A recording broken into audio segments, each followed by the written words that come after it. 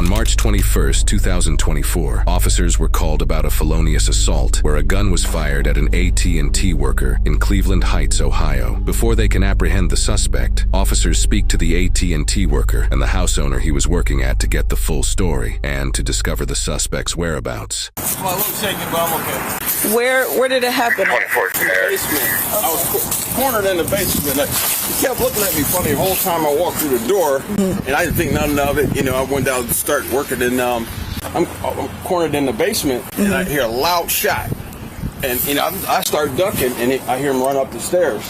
Okay. And that's all I know. Okay, you weren't struck or nothing, right? No, I wasn't hit. Okay. Would you be willing to do a statement for him?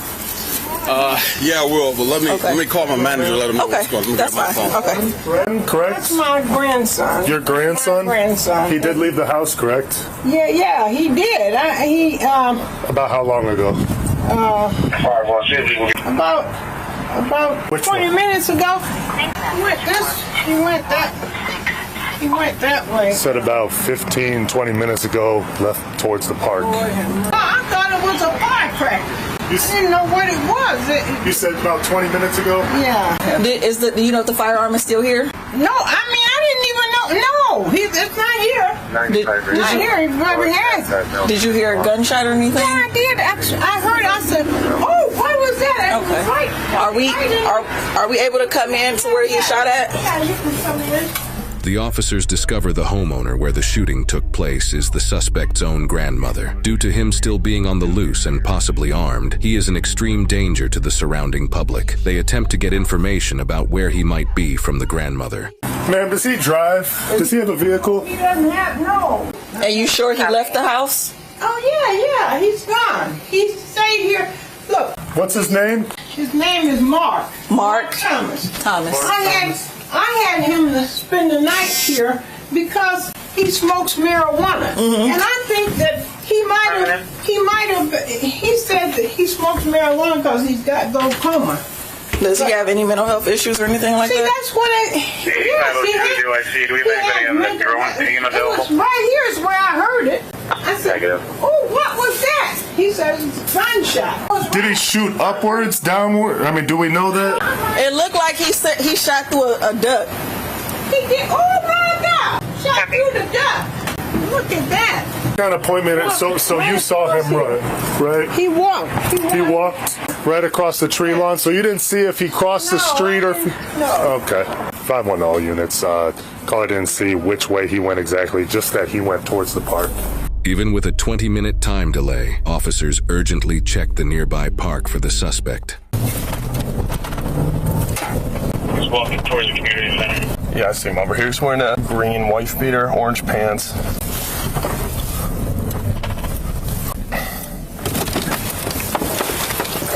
Put your hands up. Put your hands up.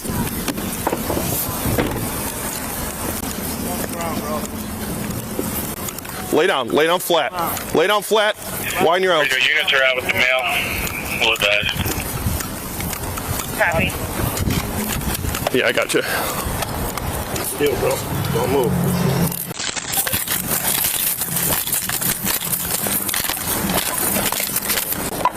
We got one detained.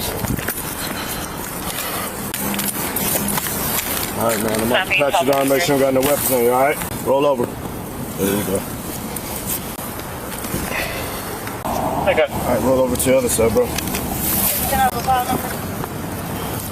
Oddly enough, officers find no weapon on the suspect, meaning they are still missing a key piece of evidence. Keep your leg up. Lift up. About to get you up.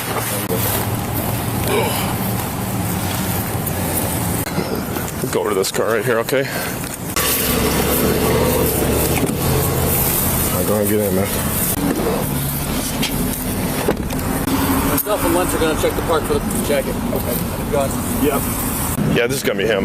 We don't need a victim ID, right? This is a known party. Correct. All right, ready?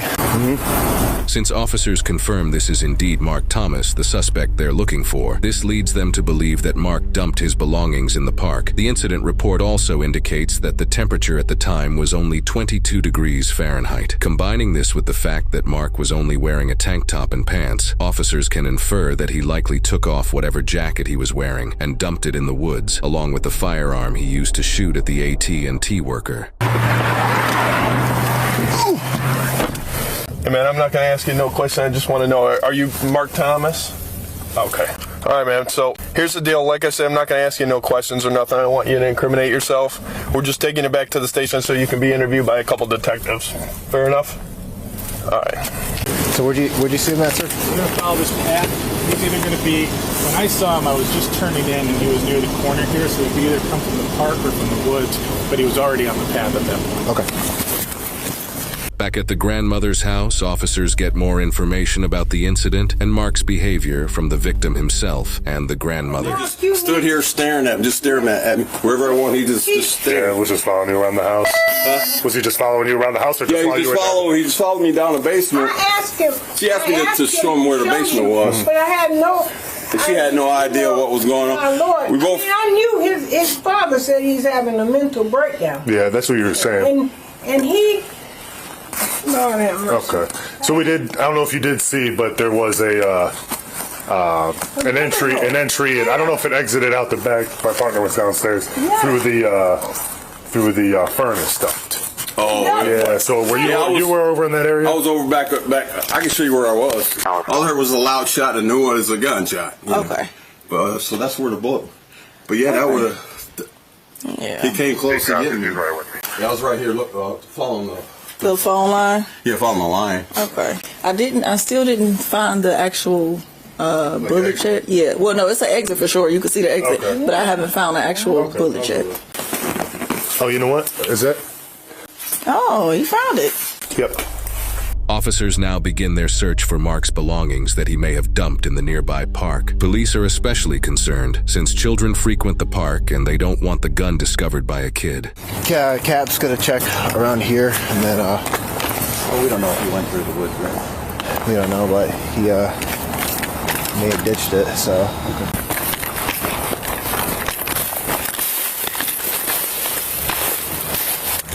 He said he's somewhere around the corner here, but he's not sure if he tossed his gun or if he tossed his hoodie. So because he's only wearing a tank top.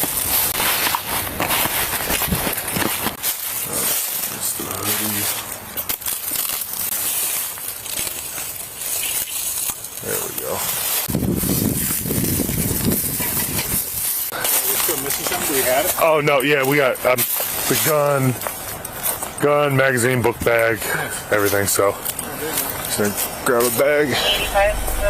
Among Mark's dumped belongings was a black hoodie, a Smith & Wesson .380 handgun, the magazine for the handgun, another sweatshirt, and a beige backpack with keys, a charging cord, and a Fanta soda inside. Even though Mark had initially complied with the officers, his behavior would soon drastically change. When he first arrived at the jail, he admitted to having controlled substances in his back pocket to the officer transporting him. The officer then collected 3 pieces of a blue unknown substance. Mark himself admitted that it was methamphetamine and that he ingested it 30 minutes prior. The officer observed that Mark's tongue and lips were blue, confirming those remarks. The suspected methamphetamine was weighed at 3.3 grams. A gunshot residue kit was also collected from Mark. During questioning regarding this item, he admitted to firing a gun that same day. The next morning, an officer monitoring the jail noticed suspicious activity by Mark in his cell. The officer proceeded to investigate, and when he opened the cell door, Mark immediately stood in front of the officer. After telling him to back up, Mark said, "I don't with cops," and charged at the officer. He lunged forward with arms extended and fought with the officer. He struck the officer in the back of the head twice with a closed right fist. The officer was able to get behind Mark and hold him behind his waist. Mark then reached back and attempted to dig his fingertips and nails into the back of the officer's head. He struck the officer 4 additional times in the head with a closed right fist and once with a closed left fist before getting him back in the cell and closing the door. After this incident, it was determined that Mark needed to be moved to to the detox cell. When officers attempted to do this, he resisted, and officers had to control his legs and arms to keep him from striking officers. After gaining control over Mark, he was moved to a chair to be checked out by EMS due to the amount of fighting that ensued. It was then determined that Mark should be evaluated because his heart rate was so high. He was transported to University Hospital, and while there were no further incidents, he continued screaming and was sedated. Charges against Mark include felonious assault, discharging a firearm, assault on a police officer, and methamphetamine possession. As part of a plea agreement, he was sentenced to a minimum of 4.5 years in prison and a maximum of 6 years in prison, while also having to surrender his firearm.